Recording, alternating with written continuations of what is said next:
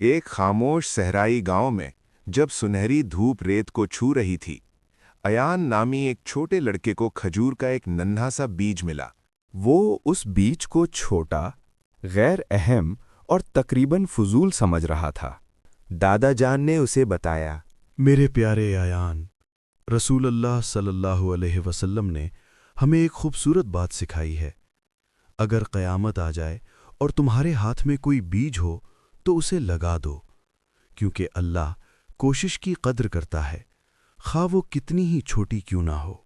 चुनाचे उन्होंने उस बीज को गर्म जमीन में रख दिया, उसके हुज्म की वजह से नहीं बल्कि इखलास की वजह से।